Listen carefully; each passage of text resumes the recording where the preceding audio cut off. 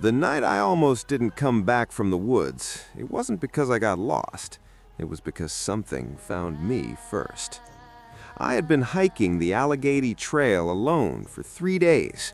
No phone signal, no other hikers, just me, my pack, and 40 miles of dense Pennsylvania forest that swallowed sound like a living thing. I'd done solo trips before. I knew how to handle silence, but this silence was different. This silence had weight. It started on the second night, though I didn't understand it then. I'd made camp near a shallow creek, the kind that barely moves, more like a dark mirror than running water. I boiled my dinner, hung my food bag, and crawled into my tent around 9. The woods were calm, no wind, no owls, nothing. I remember thinking it was too quiet, the way a room goes quiet right after someone stops breathing. I told myself I was tired. I told myself the elevation was getting to me. I zipped my sleeping bag and closed my eyes. Somewhere around 2 in the morning, I woke up. Not gradually, not from a dream. I woke up like a switch had been flipped. Eyes open, body rigid, staring at the dark ceiling of my tent. My heart was already going fast, like it knew something my brain hadn't caught up to yet. I lay there and listened. Creek water, barely moving. Wind, almost nothing. And then, just beneath those sounds, something else. Footsteps. Slow, deliberate, crunching through the leaves about 20 feet from my tent. I told myself it was a deer. Black bears move through this area. I've heard them before. They sound large and careless, breaking branches, sniffing around your camp. This wasn't that. Whatever was walking out there was taking its time. One step, pause. One step, pause. Like it was thinking between each movement. I reached for my flashlight and didn't turn it on. The steps stopped. I waited for 4 or 5 minutes in the dark, not moving, barely breathing. Nothing. The footsteps didn't come back. I eventually fell asleep with the flashlight in my hand and told myself it was an animal. By morning, I believed it. The third day, I broke camp early and pushed hard toward the next shelter, a lean-to about 11 miles north. The trail wound through some thick, second-growth forest, lots of deadfall, lots of places where the canopy came down low and the light turned gray and cold, even at noon. I made good time. I stopped for lunch on a log near a trail marker and ate half a protein bar without tasting it. I was tired in a way that sleep hadn't fixed, the kind of tired that settles in your chest. That's when I noticed the tracks. The trail had a muddy stretch just past the marker, maybe 30 feet long, where a seasonal stream crossed the path. I could see my boot prints going in, 2 lines, evenly spaced, heading north. And running parallel to them, slightly off the trail into the tree line, another set. Bare feet. Human-shaped, but large, too large. The toes were spread wide, the arch almost non-existent. They pressed deep into the mud, deeper than mine, which meant whatever was walking out there was heavier than me by a significant amount. And they were fresh. The edges hadn't dried yet, hadn't even started to blur. I stood there for a long time looking at those tracks. Then I looked up at the tree line. Nothing. Just shadows and thin birch trunks and the gray afternoon light coming through in pale strips. I looked back down at the tracks.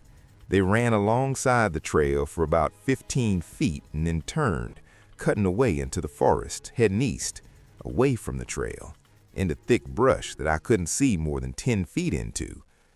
I kept walking north, fast. I reached the shelter before dark, just barely. There was a trail register nailed to one of the posts, a spiral notebook, and a Ziploc bag where hikers sign in. I flipped through it looking for the last entry. A couple from Ohio had stayed 3 nights ago. Before them, nobody for 2 weeks. I was alone on this section of trail. I wrote my name and the date and tried not to think about that. I made a small fire in the pit outside the lean-to and sat with my back against the wood wall and watched the dark between the trees. The shelter faced a small clearing, maybe 40 feet across, and beyond that, the forest started again, dense and lightless. I kept the fire going until midnight and then let it die down to coals because I was running low on dry wood. That's when I heard the breathing. Not from the trees, from above. It was slow and steady and very close, and it was coming from the roof of the lean-to. I didn't move. I sat perfectly still with my hands on my knees and stared straight ahead at the dying coals and listened to something breathe directly above my head. The roof was just rough plywood and old tin sheeting. Whatever was up there was pressed flat against it because the breathing was quiet, controlled, like something that did not want to be heard but couldn't quite help it. I reached my hand back slowly and picked up my knife. It breathed for 11 minutes, I counted. Then it stopped. I heard the tin shift once, a low creak, like pressure being released. Then nothing. Silence so complete it felt like the forest had been sealed shut. I stayed awake until first light, sitting in the same position, knife in my hand, watching the tree line. Nothing crossed the clearing, nothing moved in the brush. When the sun finally came up, gray and weak through the clouds, I packed my bag in about 3 minutes and started walking south, back the way I'd come. I covered 11 miles before noon. I didn't stop for breaks, I didn't take pictures, I just walked. When I hit the muddy stretch near the trail marker, I stopped. My boot prints from the day before were still there, heading north, and the large bare footprints were still there, running alongside them. But there was a third set now, heading south. Same bare feet, same wide toes, same deep impressions in the soft ground. And these were on the other side of my tracks, opposite the first set, running parallel to my northbound prints on the left, and now a matching set running parallel on the right. Whatever made them was walking beside me in both directions, into the trail and back. I stood there in the mud and looked at those 3 sets of tracks and understood something I still haven't been able to explain. It hadn't been following me. It hadn't been stalking me. It had been escorting me, walking alongside me through 11 miles of empty forest with its footsteps perfectly timed to land between mine so I wouldn't hear him on the hard ground. It had kept pace with me the entire way, and it had done it close enough to touch. I got back to my car just after 2 in the afternoon. I drove 4 hours without stopping. I never reported it because I didn't know what I would say. I still don't. But sometimes at night, when my house is quiet and I'm lying in the dark, I think about those tracks. I think about how precise they were, how intentional. And I think about what was on that roof. And I wonder if it was watching me sleep or if it was waiting for me to stop.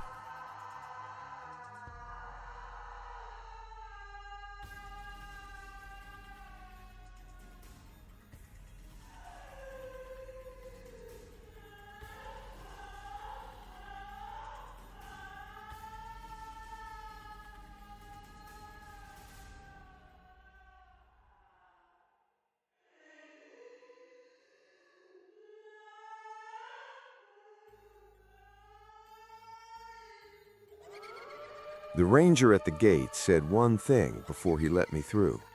He said, "If you hear your name out there, don't answer it." Then he handed me my permit and waved me in like he hadn't said anything at all. I was 26 years old, solo backpacking the northern section of the Shoshone National Forest in Wyoming, mid-October, 2 weeks before the trails officially closed for the season. I had 6 days of food, good gear, and enough experience to know that late-season solo trips carried real risk. Cold snaps come without warning. Animals are moving hard before the freeze. The light dies early and stays dead for a long time. I was prepared for all of that. I wasn't prepared for what the ranger meant. The first 2 days were clean and cold and empty in the best way. I pushed through high meadows gone yellow and brown with the season, camped both nights above 9,000 feet, where the sky came down close and the stars were almost too bright to look at directly. No other hikers, no trail crews, just wind and rock and the sound of my own breathing. I slept well. I felt good.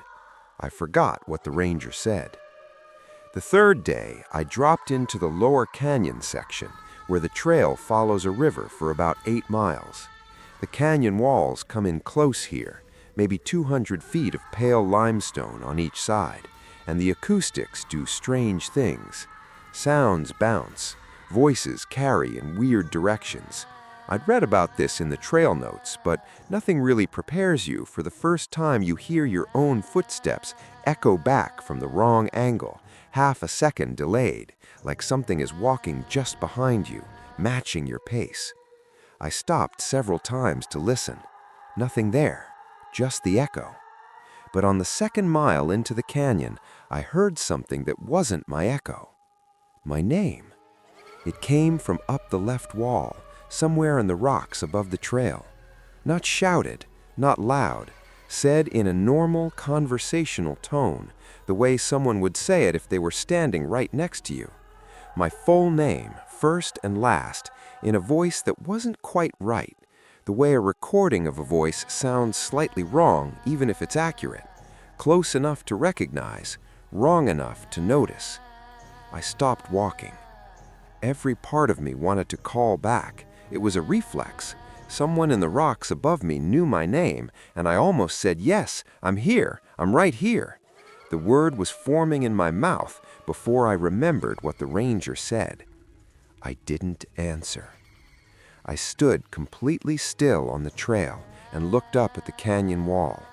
Gray rock, yellow scrub, a few gnarled pines at the top edge against the white sky. Nothing moving, no one visible. I waited for 60 seconds, and then I started walking again, faster, eyes forward. It said my name 2 more times before I cleared the canyon. Once from somewhere to my right, close to the river, down in the brush near the waterline. Once from directly behind me on the trail, maybe 30 feet back. I didn't turn around for that one.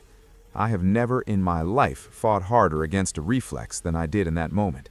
Every nerve in my body was screaming to look. I kept walking. When I came out of the canyon into a wide, flat section of forest, I stopped and turned. The trail behind me was empty for as far as I could see. I set up camp early that night, still shaken, and built the largest fire I reasonably could. I told myself it was acoustic phenomena. I told myself the canyon does strange things with sound, human voices from miles away, distorted beyond recognition, shaped by the rock into something that mimicked patterns. I told myself there was a rational explanation, and I almost made myself believe it. Then, after dark, it started again.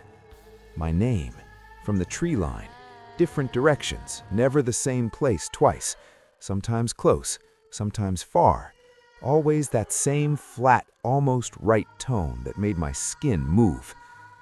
I sat by the fire, and I did not answer, and I did not move. I put fresh wood on every 20 minutes and watched the dark and tried to count the times I heard it. I lost count at 14. Around midnight, it stopped, just stopped, the way it had in the canyon. Clean silence, like a recording being switched off. I sat for another hour and then crawled into my tent and lay there with my eyes open until 4 in the morning. What happened next is the part I don't tell most people. Just before dawn, I heard footsteps outside my tent. Slow, like the first night's footsteps back in Pennsylvania.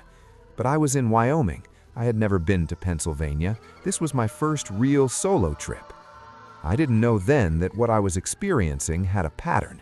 I just knew the footsteps were circling my tent in a wide, slow loop, and I knew by the weight of them, by the soft compression of frost-hardened ground, that they were not made by any animal I had ever read about. The circling went on for 10 minutes. Then the footsteps stopped directly in front of my tent door, and something sat down. I heard it settle, a low sound, like a large body folding itself down onto the ground, unhurried, comfortable. And then it just stayed there, breathing, low and even, 3 feet from my face, with only a thin layer of nylon between us. It breathed like something that had been walking a long time and was glad to rest. I didn't make a sound. I didn't move. At first light, I heard it rise, one slow movement, not hurried, and then the footsteps again, leading away from camp, east, into the trees. I unzipped my tent 20 minutes later. The ground in front of my door was pressed flat in a wide circular impression, edges smooth, like something had been sitting there for hours. The frost around it was undisturbed, no claw marks, no tracks leading away that I could find. Just that flat, body-shaped compression in the frost. And in the center of it, laid carefully in the dirt, was my permit. The paper permit I had stored in the top pocket of my pack, inside my tent, zipped into a pouch I hadn't opened since the trailhead. My name was circled in what looked like mud. I hiked out that day, 16 miles in just under 7 hours. I stopped at the gate on the way out and told the ranger what happened. He listened to all of it without changing his expression. When I finished, he nodded once, slowly. I asked him what it was. He said, "That's why I told you not to answer." He didn't say anything else. He went back inside his booth and closed the window. I've called that ranger station 3 times since then, asking to speak with him. Each time they tell me no ranger matching his description has worked that gate. Not that season, not any season, not ever.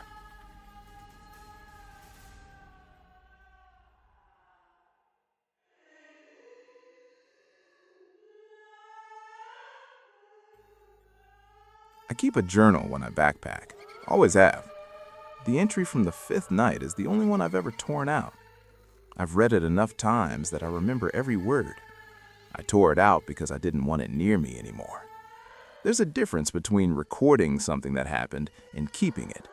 I didn't want to keep it. Some things don't belong on paper in your home, in your bedroom, close to where you sleep. The trip was supposed to be 6 days in the Bob Marshall Wilderness in Montana. Late August, shoulder season, still warm enough during the day, but cold at night with that particular high country cold that gets into your joints and stays there. I'd planned the route for months. 48 miles, a rough loop through some of the most genuinely remote terrain in the lower 48 states.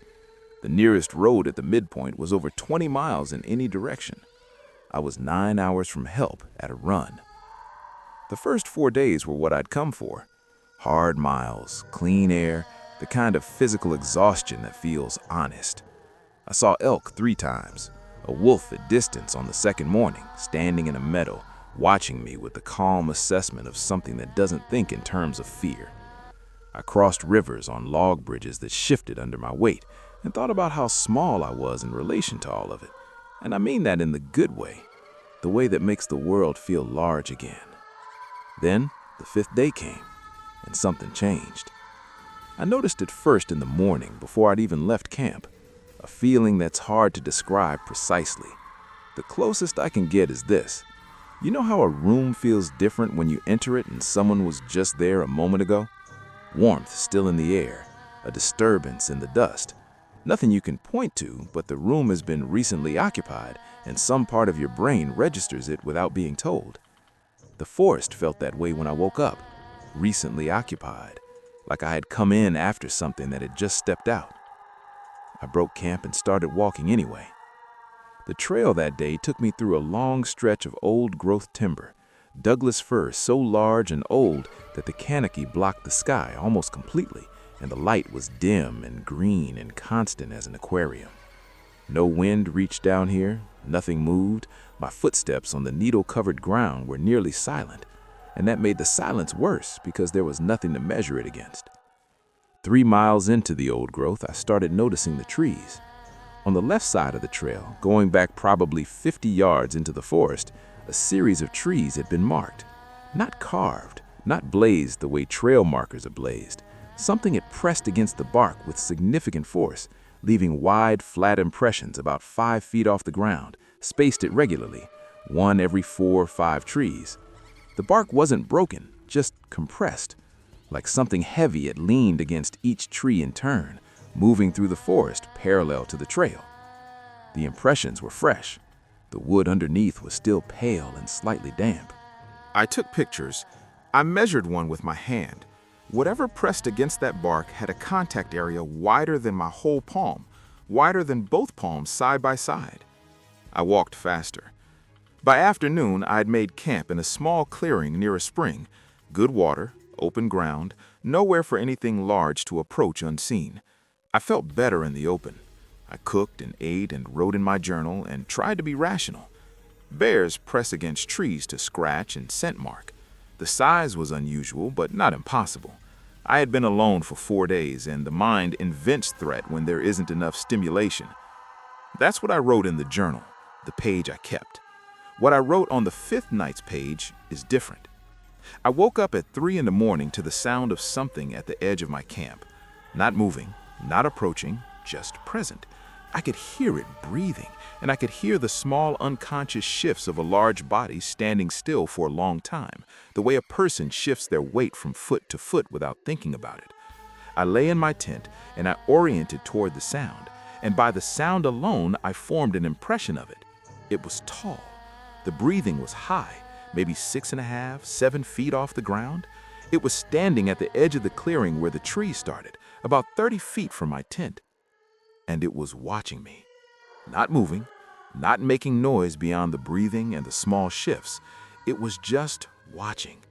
The way you sometimes wake in the night and feel someone looking at you before you can see them.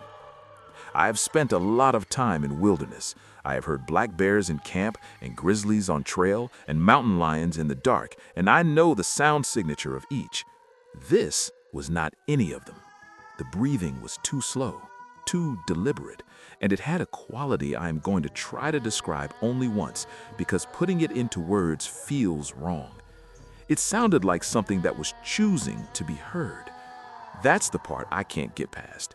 Everything about the way it stood there, the controlled breathing, the patient stillness, had the quality of a decision. It wasn't accidentally making noise. It was letting me know it was there, and it was waiting. I did not come out of the tent. I did not turn on my light. I held my knife and I lay flat and I breathed as quietly as I could, and I waited. Just after 5 in the morning, the breathing stopped. I heard it move away, 3 or 4 steps into the tree line, and then nothing. Gone. I stayed in the tent until full daylight. When I came out, I walked the edge of the clearing where the sound had come from. The ground was soft from the spring nearby, and it held impressions well. There were marks in the soil, large, roughly oval, the way weight would compress wet ground if something very heavy had been standing there for a long time. Not footprints, just compressions, where weight had been distributed, shifted, redistributed over several hours. The moss around the marks was pressed down flat. It had been standing there since before I woke up. I wrote all of this in the journal that night, the 5th night, and by the time I finished writing, it was very late and the forest was absolutely quiet, and I put the journal away and turned off my light. And in the dark, I had a thought that I haven't been able to put down since. I thought about the tree impressions from the afternoon, pressed into the bark at 5 feet, the weight of something leaning. And I thought about the clearing, about how far I had come through that old growth section. And I thought about how the marks on the trees were on my left side, which meant whatever made them had been moving north, the same direction I was moving, through the trees beside the trail. It had been pacing me through the old growth, and when I stopped for the night, it had stopped too.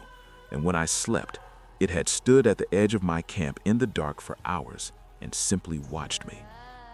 I made the trailhead in one day, 19 miles. I was moving by 4:30 in the morning and I didn't stop for more than 10 minutes at any point. I reached my car just after dark, threw my pack in the back, and drove south on the highway with every light in the car on. I tore the 5th night's page out of the journal 3 weeks later, after the 5th or 6th time I'd read it, and each time felt the same thing. Not fear exactly, something smaller and colder than fear. The feeling that what I had written down was a record of something that had wanted to be recorded. That it had stood there in the dark, breathing slowly, waiting patiently, and let me hear it on purpose. Because it wanted me to remember. because it wanted me to tell someone. And now I have.